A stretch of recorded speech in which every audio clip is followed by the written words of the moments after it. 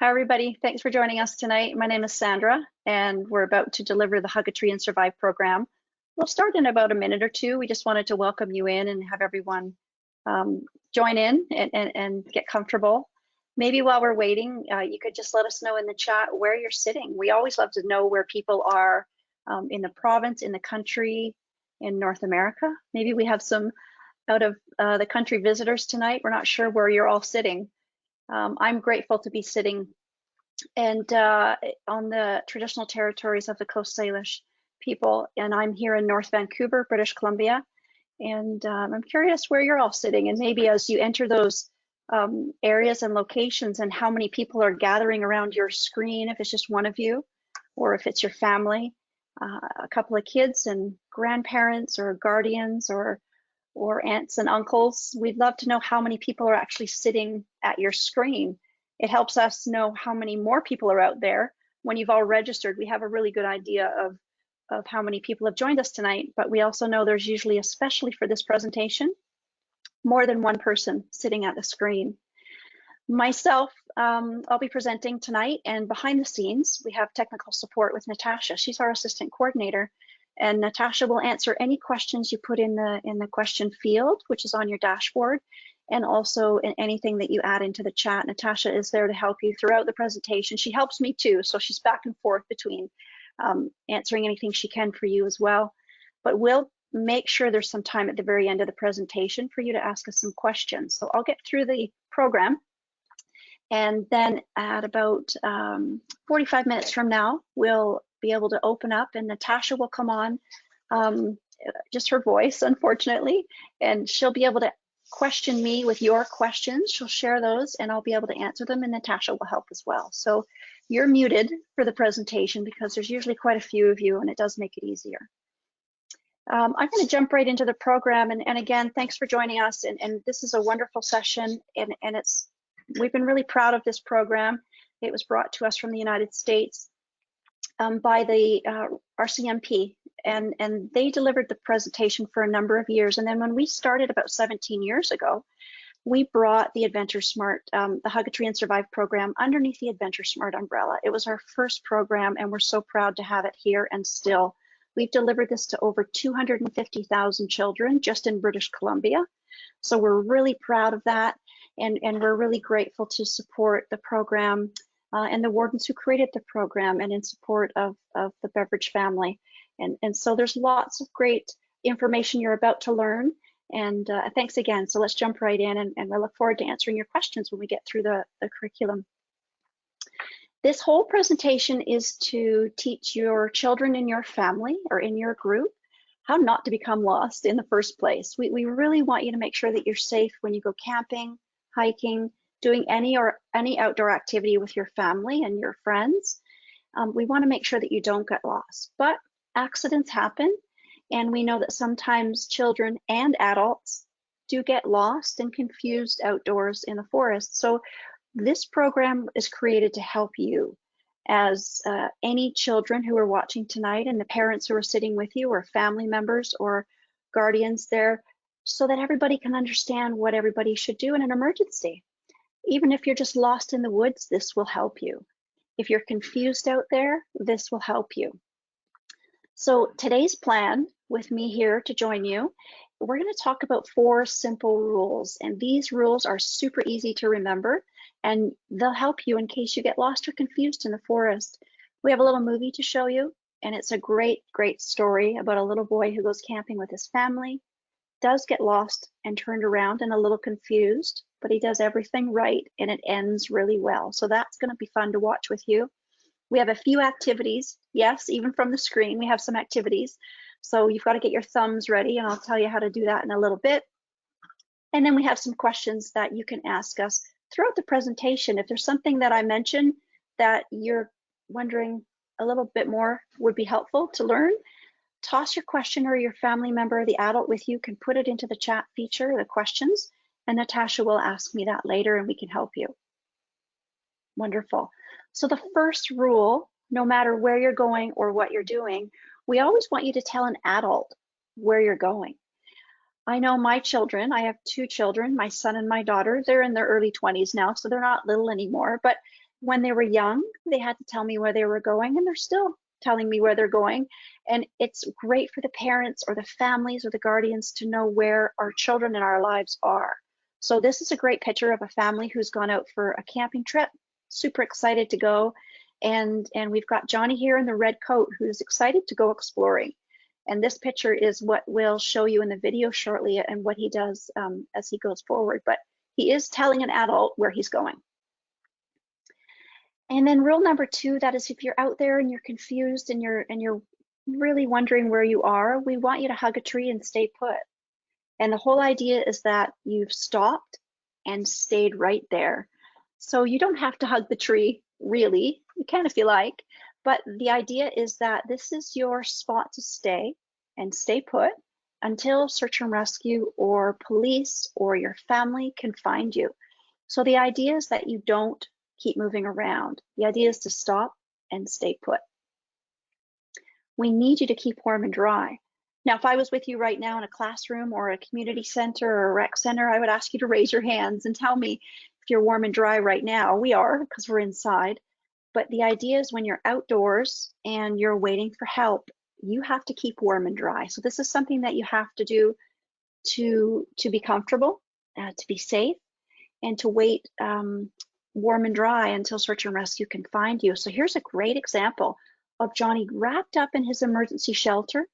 And it's a great way to be visible because it's super bright, it's bright silver, and he's keeping warm and dry. And we're going to teach you how to do that. And then you can even practice in the house later tonight or with your friends later too. There's some fun, simple ways to do this, even at home. You can practice, and then you'll know what to do later. And one of the last rules here, rule number 4, is you need to help searchers by answering their calls. So if they're calling your name really loudly, or if you hear your name on a megaphone, or someone's blowing a whistle at you to respond back, you need to answer back. You can yell back, you can clap your hands, you can make a large noise. Hopefully, like Johnny has there, you have a whistle that's right on the zipper tab of your coat and it's hanging nice and close so it's easy to get to. So when you do need to answer or call for help, the whistle is right there. And we'll talk about when and how you'd actually use that whistle in an emergency shortly. So those are the 4 simple rules that we need you to remember. You don't have to remember them just yet because you're going to hear them a few times again before we're finished here tonight. And you'll hear them in the movie. And then I will talk about them again, and then we can conclude at the end of the session. So here's a little story we're about to watch, and I'm just going to switch over to the video, and it will give you a really good example of the story that I mentioned earlier.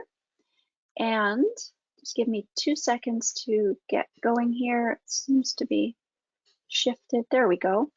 And this is a great story. And pay close attention to the rules that we just talked about. Pay close attention to what little Johnny does and how he reacts to his situation and how he is a really smart little boy and remembers his Hug a Tree and Survive presentation. And the story ends really well. So I won't surprise it for you. And blow your surprise, but let's just jump into the video and then I'll chat with you shortly after. It's not very long.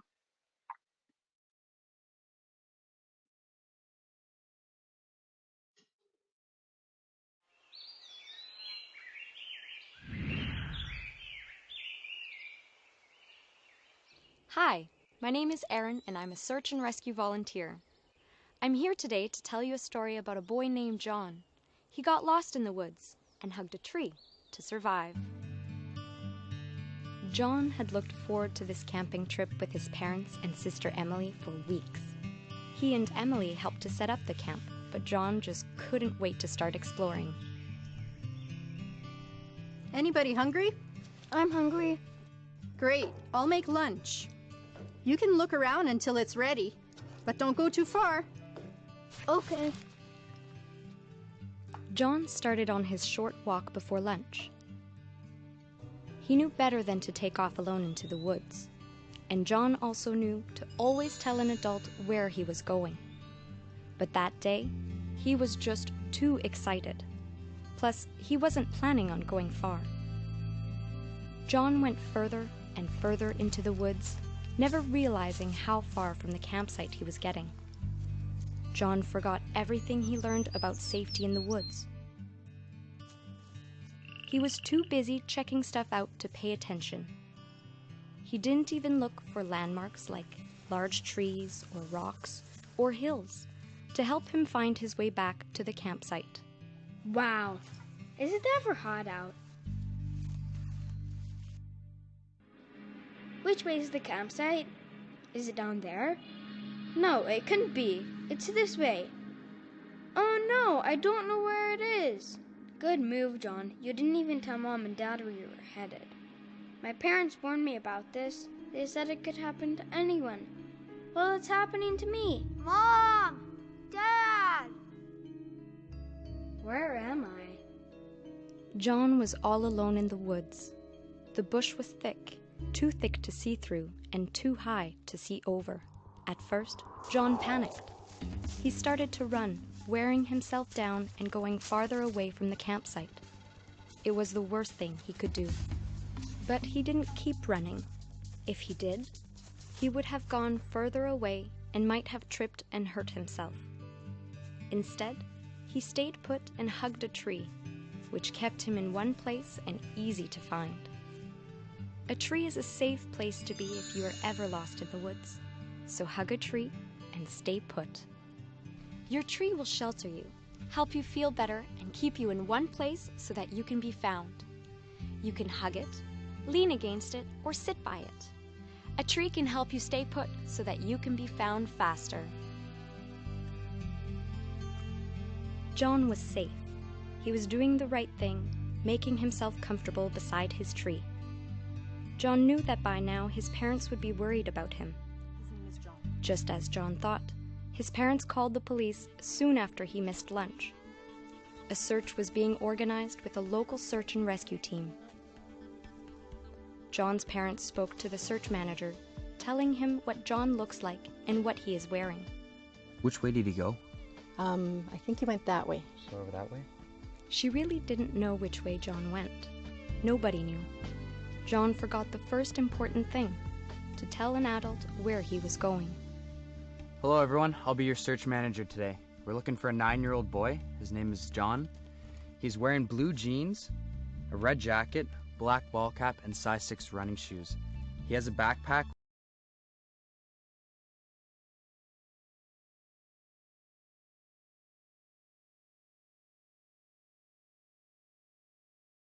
A backpack with some food and water, a whistle, and an emergency shelter. The searchers are trained professionals. They really care about you and your family. John! John!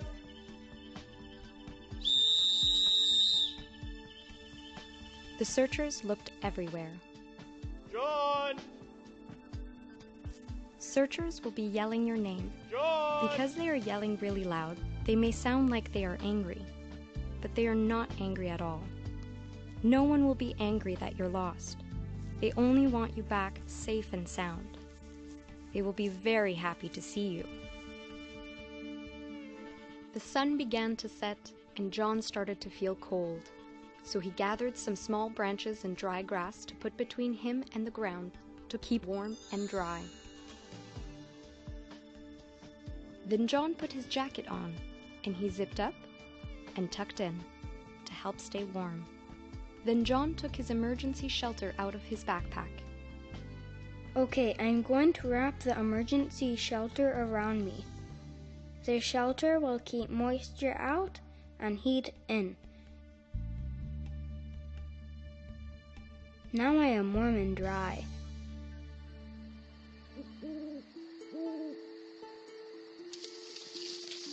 What was that? I'm scared. There it is again!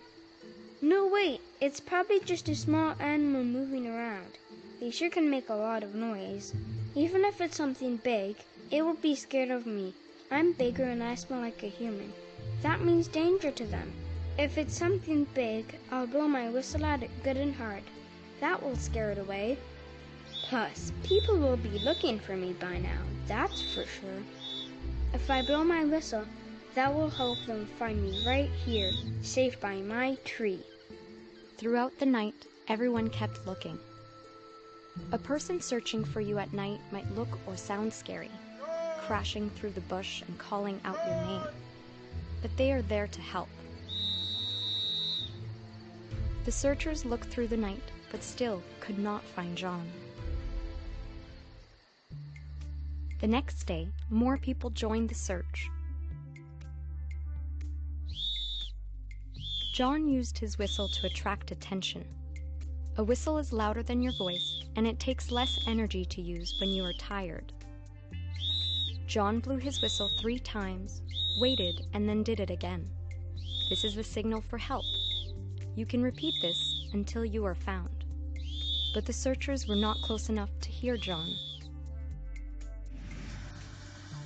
Sometimes a helicopter is used to help search because it can cover more ground than people searching on foot.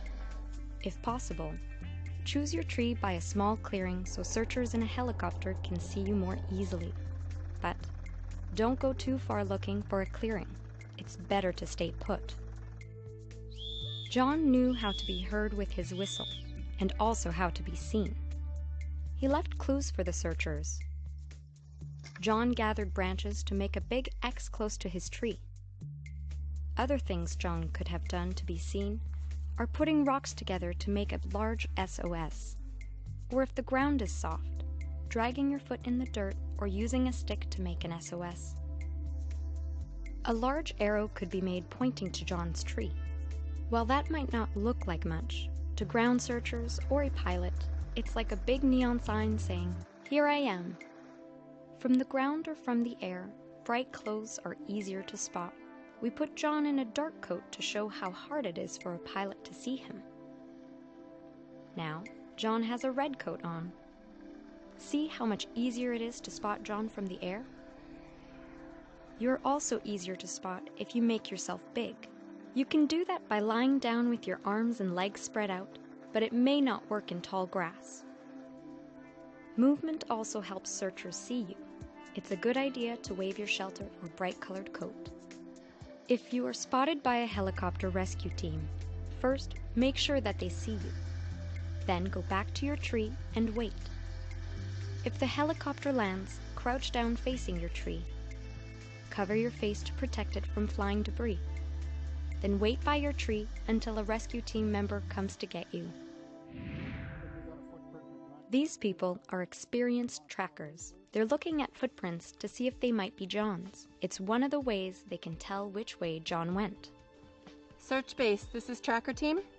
This is search base. Go ahead, tracker team. Our location is 14 Uniform 06. By 55 23 942. We've discovered some footprints that match the child's shoes. Roger, tracker team. We'll send a search and rescue dog to your location. A search and rescue dog is sometimes used to help with the search. To alert the search team, it might bark loudly if it finds you. Don't be afraid of the dog's barking. The dog, along with the searchers, are there to help find you. The rescue dog joined in the search to help find John, and it wasn't too long before they were getting close to where John was hugging his tree. John! John! John heard the searchers and blew 3 blasts on his whistle, over and over again so the searchers could hear him. He also waved his shelter so they could see him.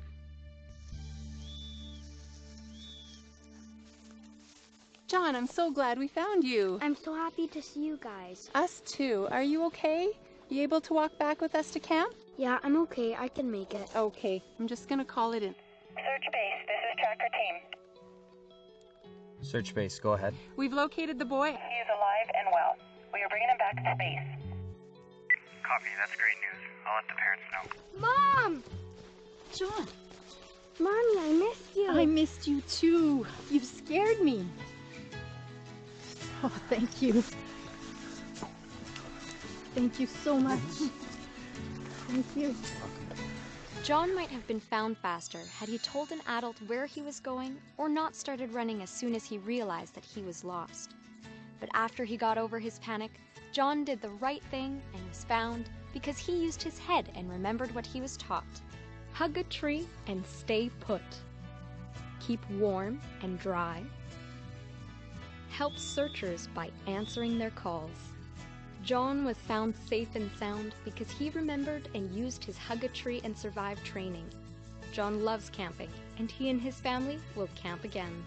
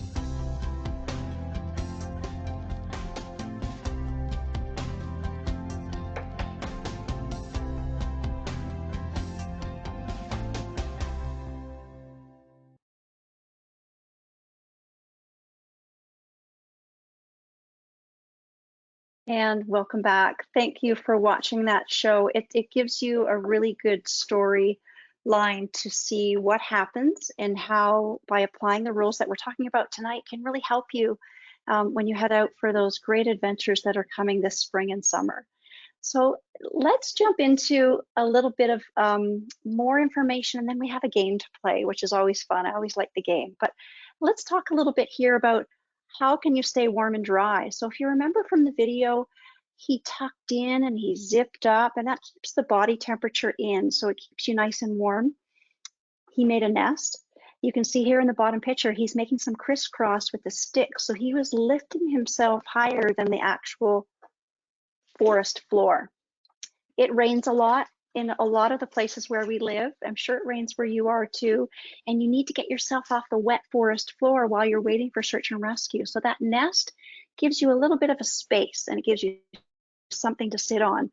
Maybe after your presentation, you can take some pillows from your bedroom or a couple from the couch and just put a couple together and sit on that. Take one of the blankets that's maybe your favorite blanket, or one of the ones from the couch or your family room, and then wrap it around you like he did in the video, just to practice, to see what it feels like to make a nest and what it feels like to wrap a shelter around you. And there's your shelter on the right-hand side there, the bottom picture. John's wrapping him up. He sits in it. He sits crisscross applesauce, and he wraps himself up nice and tightly to keep himself warm while he's waiting. And then how do you help searchers find you? These were some great ways that he set some awesome examples. So he had that whistle that was right there on the tab of his coat, and so it's easily to blow. And I just want to let you know that the emergency signal for help on your whistle is to blow it 3 times in a row, take a little break, blow it 3 times again, take a little break, and continue to do that. Your whistle is super loud and it's really powerful, and it's much more easier to do that than to continue to yell. He also had some footprints, of course, because he had his shoes on and he was walking in the forest. So those footprints in the dirt will help search and rescue or police or anyone looking for signals, because they turn into investigators and they're looking for signals of where you were. And so your footprints will be right there. If your parents or your family have any tinfoil in the house, you could take some tinfoil, put a little piece of it over top of a folded up towel so it's soft, and then you could step on that tinfoil, and what it's going to do is it's going to show you the print of your shoe that's on the bottom. And so when you do that, you'll see that imprint on that tinfoil, and that's what the trackers or search and rescue are looking for. Get my shoe back on. And that's what they're looking for, is signs in the forest. And then you could also make signs like this big SOS with these rocks that he made. He made this big SOS, which means save our souls, but it's what search and rescue and police know that means you're in trouble. So if you do any of these things, then you could be heard, you can be investigated, and you can be seen. So let's start our true and false game. So here we go. I want you to get your thumbs all warmed up and ready to go. I love playing this game. It's fun.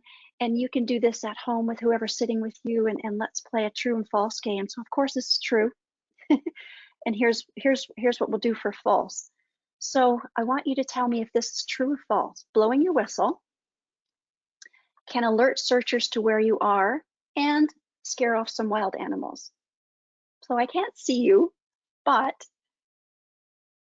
yes, this one is true. And so this is what you would use for your emergency. So I bet you at some point, your family or you've learned from someone that if you're in trouble and you need police or the fire department, you know if you need to phone, the number's 911, right?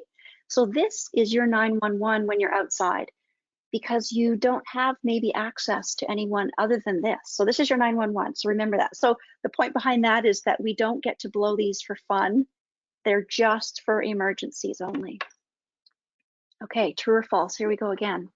You should sneak away from your parents and not tell them where you're going.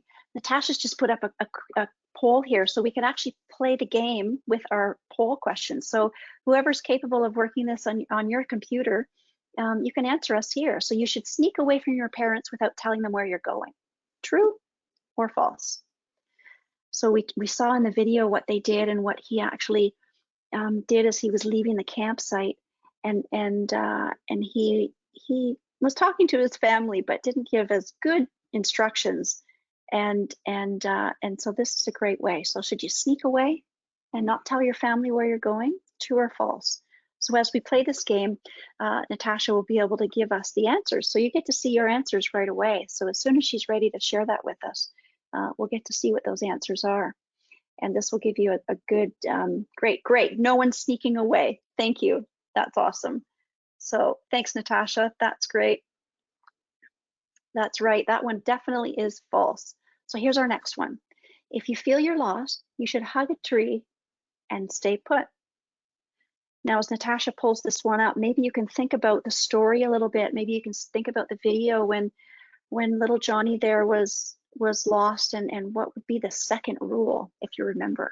So if you feel lost or in trouble or you're not sure about there, you should hug a tree and stay put. True or false? I bet you know the answer. I bet you all know the answer.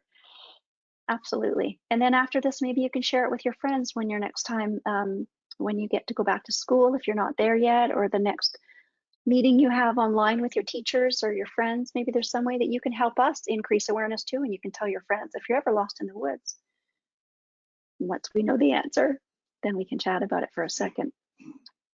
Absolutely, every single time. So the whole idea is that you've stopped.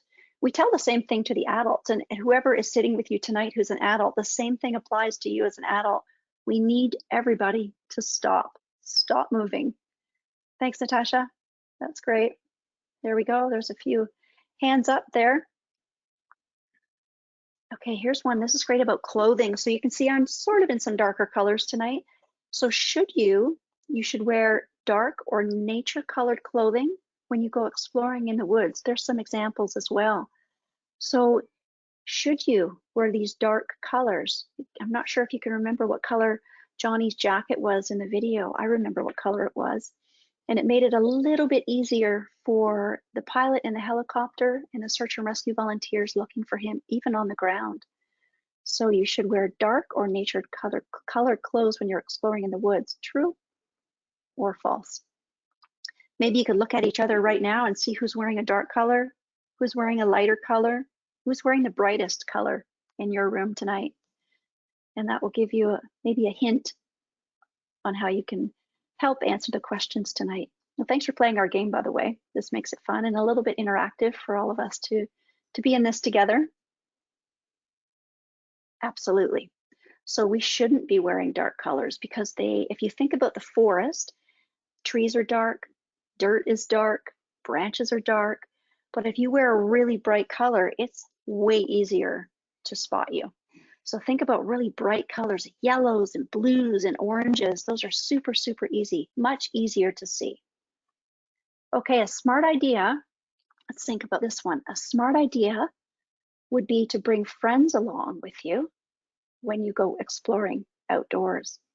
So I love to head outdoors with my friends. So a smart idea is to bring friends with you when you go outdoors. True or false? I was with my friends yesterday, actually. I was skiing, and it was a girls' day out, and there was about 10 of us who went skiing on one of the local mountains here in British Columbia, where I am in North Vancouver. We had a great, great day. And it was a really great time to be outside and enjoying our time and getting some fresh air. So do you think it's a smart idea to bring your friends when you go outdoors? And there's a little picture there as well on your screen. You can see four of them exploring in the woods, and they each have a backpack on, and they look like they're going out for a great day there. So let's see if you agree with the way I'm thinking, and I know what happened yesterday. So let's see if you think along the same lines. True, definitely. So when I go outdoors like I did yesterday, or if I go mountain biking with my friends, we always go with a few of us. So we love to do that. It makes it better and it's safer. So if something happens to one of us, we can take care of each other and go and get help if we need to. So there's lots of reasons why taking a friend with you is best, or friends. It's nice to have a whole bunch of us. So here, search and rescue volunteers or searchers want to help you, even if they sound loud and scary. So we say that because they look a little bit different than you and I here. If you saw in the video, they were having big backpacks on. They had some helmets or hats on. They had megaphones in their hands. They had bright colors on and big hiking boots and walking sticks or hiking sticks. They had some equipment on, and they look different. They aren't just dressed in their regular, what we call civilian clothing. And so searchers want to help you even if they sound loud and scary. Do you think that's true or false? And they might sound loud because they're yelling your name, or they yell your name on the megaphone, and they are only saying it really strongly so that they can really try to find you faster. So it might sound scary, but it's definitely not scary. I have a lot of search and rescue friends, and none of them are scary. They're all great and super helpful and do a wonderful job at volunteering. True.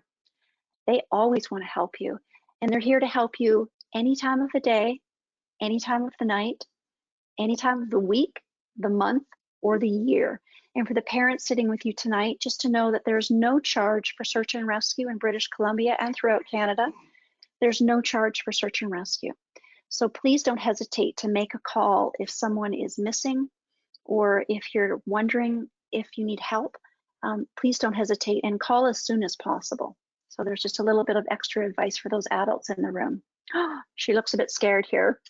So let's talk about how she's feeling, because I know immediately once I see her, she always makes me feel anxious and scared. So is it okay to panic and run around even if, or pardon me, around if you think that you're lost? So if you think you're lost, should you be running around, panicking, worrying, and not staying in one spot? There's a little hint there for you. So it's okay to panic and run around if you think you're lost.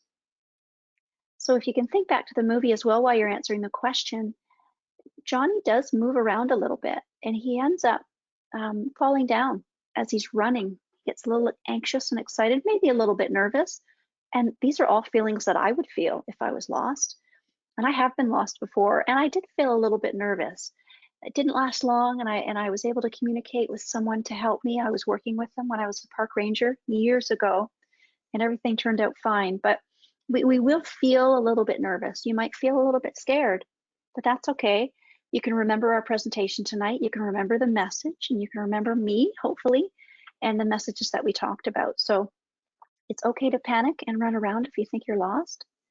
False. So the idea there is that, of course, once you realize you're lost and in trouble, you will feel those feelings, and that's okay. That's going to happen. It's going to happen to me, your family, you, if it happens. But what we want you to do is stop and stay put. That's the critical. So don't run around. Please don't run around. So let's talk about keeping warm and dry for a second. You can keep warm and dry by building and using your emergency shelter. So there were some really good examples about keeping warm and dry, and it's really important. So do you think this is true or false? You can keep warm and dry by building a nest and using your emergency shelter. When my children were little, we used to go outside and practice this on some local trails that were close to the house. And we would practice making nests, and we would practice wrapping ourselves up in the emergency shelter. I'll give you an example. So in that picture, you can see how big that shelter is. So what it comes like for us is in this great little Ziploc bag that hopefully you can see just fine here. And it's awesome, and it's got some messages on the inside of what to do, but then it opens up, which I won't do now because we'll never get it back in here. It opens up to that big emergency shelter that you see here in the picture. So for those of you in BC who see us anywhere, if you happen to see us at a trailhead or somewhere, swing by and say hi. We've got some special prizes like those for you. Right, you can keep warm and dry by building a nest because it gets you off the wet, damp, cold floor in the forest, and your shelters to keep you warm and dry as well. So that is definitely a thumbs up or a true. You guys are doing well here playing my game. I appreciate it. So here's some great pictures here, which I love this section too because it's fun, and I'll show you something in a second after we answer this question. So to help searchers find you from above, so from way up in a helicopter, you can make signs in the clearing.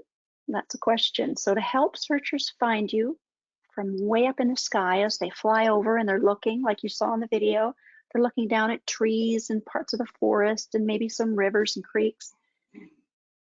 You can make signs in the clearing. So if there's somewhere where you can make, like the SOS or those arrows with the big sticks, that will give some visuals they'll be able to see from the aircraft or the helicopter. They'll be able to see these clues because they know what it looks like. They know what the mountains look like and the trees and the creeks and the lakes. But if they see something different that's either shiny or says SOS or has a big arrow pointing, those are big signs for them to read. So to help them, can you do that? True or false? You had some great examples in the video already. You've got some great examples right here on this slide. 100% true. That's awesome. Thank you, Natasha, for playing this. And I just want to show you, we also have on our website, you can visit AdventureSmart.ca, and that's where you'll see the Hug a Tree and Survive page, where we have great information, stories about the inspiration behind the program, lots of great history. And then we also have some games on there and a wonderful coloring book. And you can print out the coloring book if you like. And on the inside, it goes through everything that you've just seen in the video and our presentation. And it's really a great fun way, an interactive way with some games and such. So there's just a fun little activity also on the website. We've got word puzzles and crosswords, all sorts of fun stuff there. So AdventureSmart.ca, programs, and then Hug a Tree. You'll see it all there. Oh, there's our thumbs up for this one. So let's wrap up the summary here of our 4 rules, and then I look forward to hearing some of your questions because I always have great questions from the children from this program. So rule number 1, tell an adult where you're going. Rule number 2, hug a tree and stay put. Rule number 3, keep warm and dry, just like you are right now. And rule number 4, help searchers by answering their calls. And you know how to do that now. And that can be any way that you can make noise. And I bet you these are great ideas actually for birthday gifts, Christmas gifts, anything that you would like to start to build your kit of your backpack. These are great tools, safety tools that can help you. So for any adults in the room, we've got some great information to help you as well. We have other programs that we deliver throughout the weeks that they roll by, and they're seasonal based. We have an app that's usable for anyone, and I bet you some of the kids in your house probably are totally capable of using our app. And what that does is it allows you to make a plan of your adventure if you're going hiking, canoeing, for a little snowshoe, whatever your activity is, a bike ride. It allows you to make the plan, figure out where you're going, who you're going with, when you're coming back, what are the skills, what do we have in our backpack, what are our emergency rations. Anyway, it prompts you through, you just have to fill in the fields, and then you get to send it to your emergency contact who's a trusted emergency contact. And then they get notified in case you're not back on time. And they just transfer that over to police, who transfer it over to search and rescue. So it's super easy. And what we can do here is we can give you a chance, because we're just coming to our time here, but actually, oh no, we don't have the video for this one here. But nonetheless, if you have any phones close by, and as a child, if you're allowed, or if the adults want to put it on their phone to just practice with it, it's free of charge. Just go to your camera setting and you can scroll right over that QR code, and that allows you to get you right to the page, and that will take you straight to the app, and then you can download it and give it a go.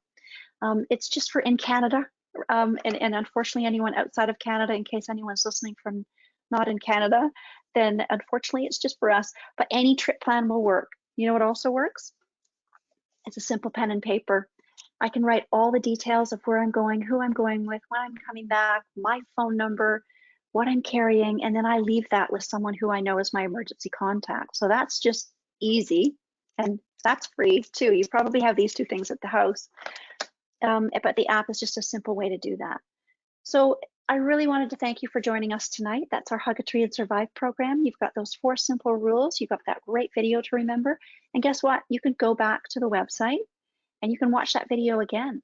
So if you have anyone in your family or cousins, or maybe you want to share it with your Nana and Grandpa, and maybe you could sit back and watch it again another time, and that's on the same page under Programs, Hug a Tree and Survive, and you're welcome to watch it anytime you like. So for the adults in the crowd, thank you for sharing this with your children tonight. We really appreciate it. And now we really look forward to any questions that might be in the question or the chat feature. Natasha's going to jump on here with me, and she'll read me the questions, and between the two of us, we'll answer your questions, and hopefully we can help you out even further. But thanks for sitting with me for the last 40 minutes for our Hug a Tree and Survive program. Thank you. Thanks a lot, Sandra. I just wanted to mention that we have some handouts. Actually, you can go to our website. Always encourage people to go to our website. You can also download those activities right here if you want to kind of get into them right after with the kids. They're in the handout section. If you do have any issues with that, you can go to the website, or you can email us info@adventuresmartbc.ca, and I'm happy to send over anything. Everybody will receive a copy of this webinar in an email, a follow-up email, so you can review it and share it with your friends and your family. And feel free to put some questions up in the question section here. I don't have anything as of yet. I've got some people letting me know they're joining from Fort St. John. So hello from Fort St. John. We have 3 from a family of 3 from Montreal. Mayali,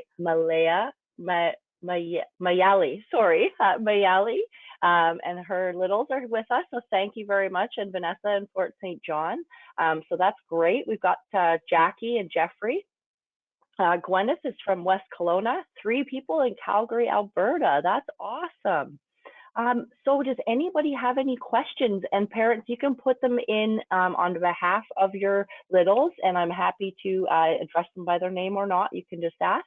And any little questions they have, anything about search and rescue, going outside, hiking, adventures. Sandra and I are very adventurous. I'm a snowboarder, Sandra's a skier. We both have mountain bikes. We like to run and hike and be outside and spend time in nature and in the snow. I love winter. I've got snowflakes all over my arm, you know, and it's really awesome. Thanks so much for joining us again. Yeah, so I'm not really getting any questions, but if anybody was too shy now, oh, here we go. We've got one. Gwyneth is asking, what should I pack when going for a hike? Great question. Great question.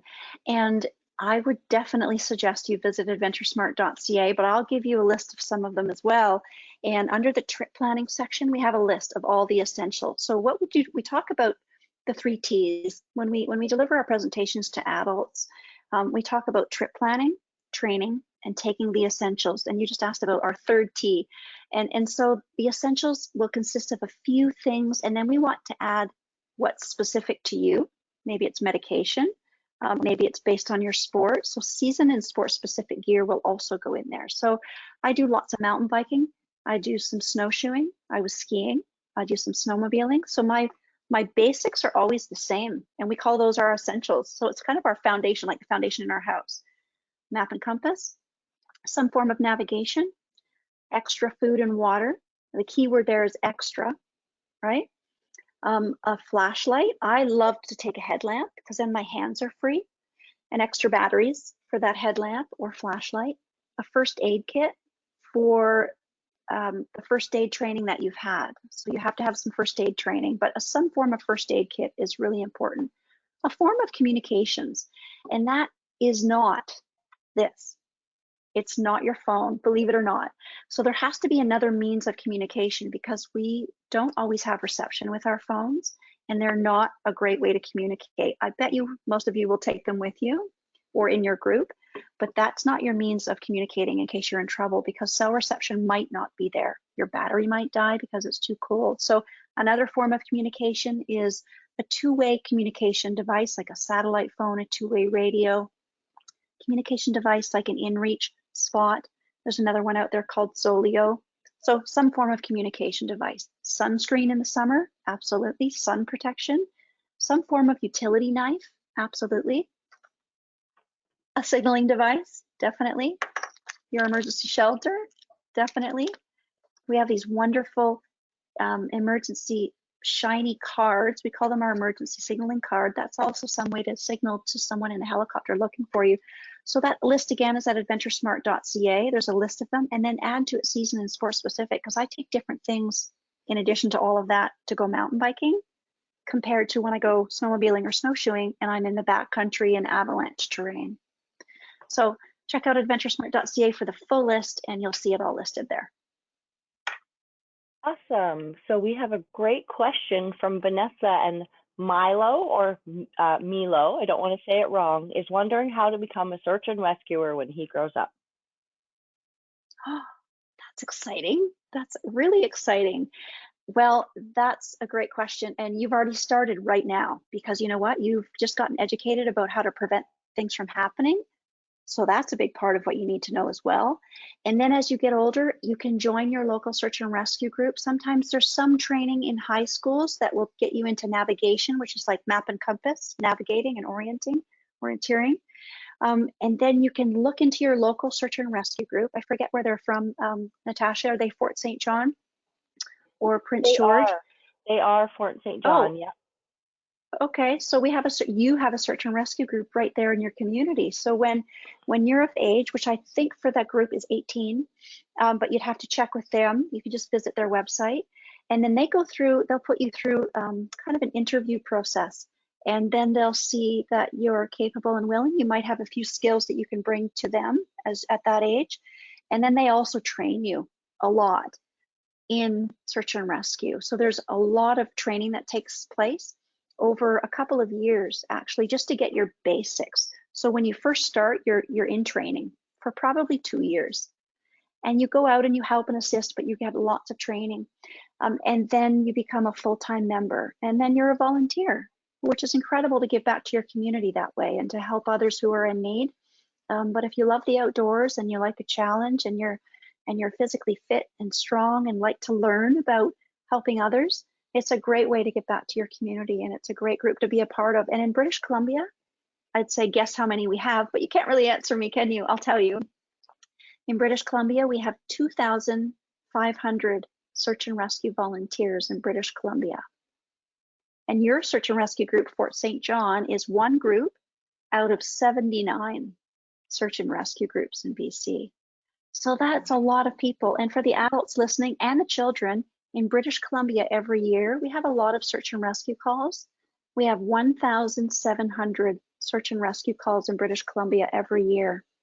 That's a lot. Right now, we're over 2,000 already. So we're a very busy province, and children and adults alike in BC and throughout the country love to play outside. So the more we can get informed and be more prepared, and now you've learned so much about being prepared, you can help reduce the number and severity of search and rescue calls. Great question. Yeah, that was an excellent question. And now we have another good one from Martin. Where can I get an emergency shelter from? I can answer that one. You can find them at the dollar store, Canadian Tire. If you see us out at a trailhead in the Sea to Sky, the Fraser Valley, we'll be out this summer, myself and my team member Scott. And if you see our tent and our truck, we are happy to, you can come up and talk to us and chat about the 3 T's, and we'll give you an emergency shelter and a whistle. So yeah, that's where you can get them from. They don't necessarily need to look exactly like our bag. Some of them are folded differently. As long as they're that silver space blanket or some sort of a bivy sack, that's great. You can find them in many, many places. So that's all the questions that we have for the moment. So just if anybody else wants to pop in any more questions, we'll give it about another minute here.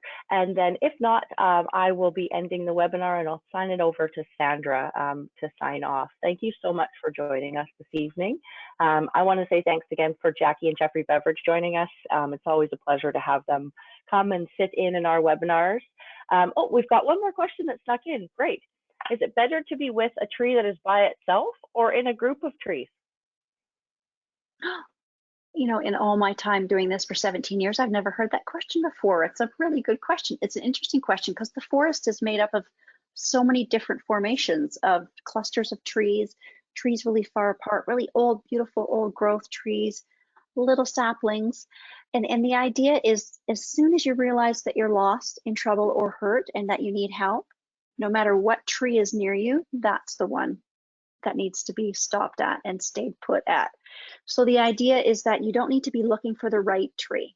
It's a great question, by the way. And you don't need to be looking for the right cluster of trees or the right size or shape or color. Doesn't matter. Every single one of those trees is there to help you. And so as soon as you realize that you're lost and you need some help, just remember that you need to stop and stay put. So that's rule number 2 here we've got on the screen, right? So hug a tree and stay put, build your nest, get as comfortable as you can. Hopefully you've got your backpack with you, have a little snack, have a drink of water, or maybe you've got a snack in your pocket. You know, there's ways that you can keep calm and think about what you need to do. And that's keeping warm and dry, answering search and rescue when they call you, keeping your shelter there, yourself on that nest, and blowing your whistle when you need to. And you've told an adult where you're going. So that's really important. So they can say what trail you were on, the area, and they'll find you even faster. And you'll be home before you know it. Great question. Excellent. So that looks like it's it for this evening. So I'll turn it over to you to sign off. Once again, thank you so much for joining us. Thanks, Natasha. I appreciate your help once again. And thanks, everybody. We really do appreciate it. As Natasha said, you'll receive a recording of tonight's presentation in the next little email through our system here. So we thank you for that. If you'd like to join us again, or if you know anyone else who's interested, we're doing some more of these as we move through the season. Our next one's near the end of May.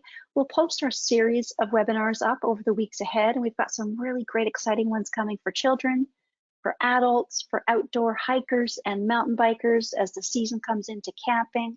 We have a lot of great information for you. So some of it will be like these programs, some of them will be special guests, some of them will be search and rescue volunteers. We have so much coming. We're really excited. So join us again, sign up and register, share it with your friends, share it on social media.